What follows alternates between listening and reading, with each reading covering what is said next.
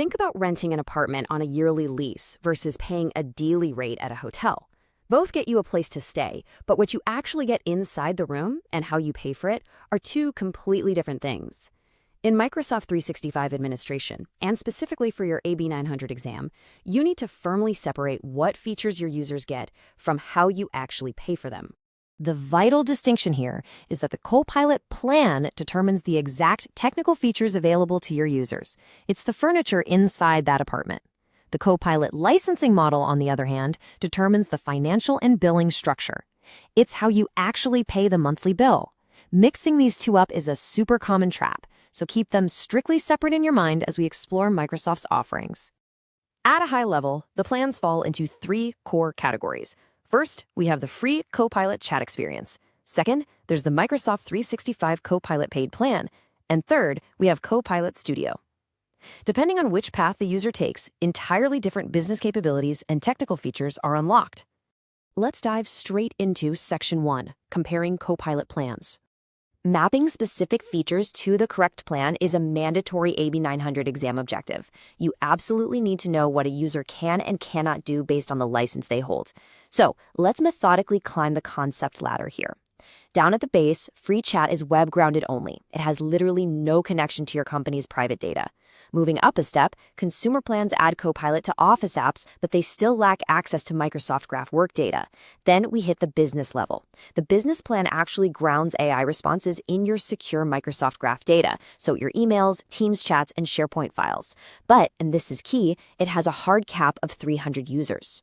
Finally, the enterprise plan scales infinitely and unlocks advanced security via Microsoft Purview, their compliance suite. Copilot Studio sits alongside all of these as a specific add-on for building custom AI agents. Enterprise plans are crucial for governance because they sit on top of richer, enterprise-grade tools. It's like having a top-tier security checkpoint. When a user asks Copilot a question, it queries the Microsoft Graph. But under an enterprise plan, that data flows through strict admin controls, like filters that prevent credit card numbers from being shared, or systems like insider risk management that catch unusual employee behavior, all before delivering a secure result. This is exactly how large organizations ensure sensitive information doesn't leak internally. Let's apply this to a real-world scenario. Imagine a small consulting firm with 20 employees. If you only assign them the free Copilot chat license, their AI responses are web-grounded only, meaning they cannot ask Copilot to summarize their specific, internal client project files. To unlock that Microsoft Graph data and generate proposals based on their actual internal documents, the IT administrator must purchase and assign the paid Microsoft 365 Copilot add-on. Now think of a larger IT department that wants to build an automated help desk agent right inside Teams. They want employees to be able to simply type, "What is the status of my IT ticket?" Well, to pull data from a proprietary internal ticketing system, a standard Copilot plan just isn't going to cut it. You need Copilot Studio capacity. Building this requires internal connectors and often premium rights, which allow you to link external third-party databases, and those are only available as add-ons to business or enterprise tenants. For large organizations, governance is everything. And listen, this is heavily tested on the AB 900 exam. An enterprise needs strict control over exactly which content Copilot can access. Enterprise plans provide the advanced administrative tools needed to restrict search, apply sensitivity labels to highly confidential documents, and heavily audit usage logs. Free and basic plans completely lack these fine-grained controls, which would expose a large business to major data risks. Moving right along, let's look at monthly versus pay-as-you-go models. We've thoroughly covered the plans, so what you get. Now we shift to the licensing models, how you actually pay. Choosing between these is basically like choosing between a flat-rate mobile phone contract and a metered water bill. The monthly model gives you predictable, fixed costs, just like your phone contract. You pay a set fee per licensed user every single month, regardless of how much or how little they use the AI. The pay-as-you-go model is completely different. It's like that metered water bill. It's entirely flexible based on metered consumption, and crucially, it integrates directly with your Azure billing. You only pay when an employee actually triggers an AI prompt. The monthly flow is incredibly simple to administer. The admin uses your identity system, Microsoft Entra ID, to assign a license to a user group, and boom, a fixed monthly fee is generated.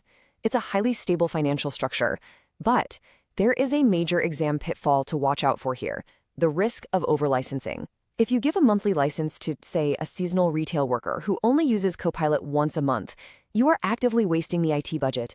you are paying full price for an empty room. Conversely, let's look at the pay-as-you-go or PAG flow. Here, every single user prompt hits an Azure meter, which then calculates a variable bill. This is highly efficient for intermittent users. Think of university researchers who only crunch heavy data for 2 weeks out of the semester. However, because it's tied directly to active usage, heavy reliance on Copilot during a sudden corporate merger or a massive project rush can cause a huge, unexpected spike in your Azure budget. Let's transition over to model impacts on SharePoint. Giving Copilot access to SharePoint is literally like handing out master keys to a massive corporate filing room. The licensing model you choose dictates just how risky those keys are. Here's the exact data flow. When a user queries Copilot, it checks SharePoint for relevant context.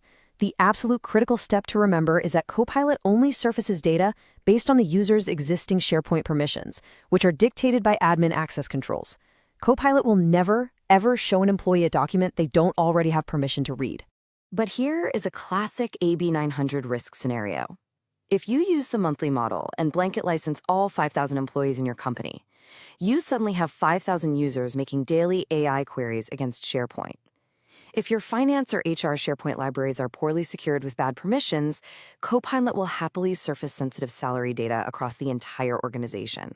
Broad licensing demands incredibly tight data governance. Under the pay-as-you-go model, the risk shifts entirely from security to finance. Imagine a legal team suddenly tasked with summarizing thousands of contracts stored in a massive SharePoint library. Because every single document-heavy AI query hits the Azure meter, a single research team can trigger an immediate and massive billing surge. Administrators absolutely must use Azure Workload Tagging, which is essentially putting a digital name tag on a department's cloud bill to monitor exactly who is driving these SharePoint costs. Finally, let's wrap up with Copilot budgeting best practices. You must treat Copilot just like optimizing your company's broader cloud computing infrastructure budget. Here is the exact path to balance AI availability with strict financial control. Step 1. Start your users on a pay-as-you-go pilot. This lets you collect real-world data on how often they actually prompt the AI. Step 2. Conduct regular quarterly audits of your monthly license assignments. Strip those licenses away from inactive users like seasonal interns or short-term contractors. And Step 3. Set strict Azure cost alerts so that if your PAG consumption hits a certain dollar amount, you are automatically notified well before a financial surprise hits the billing dashboard. So, considering everything we've just covered, which licensing model will best balance the technical features your users need, the strict governance your enterprise data demands, and the financial control your IT budget absolutely requires?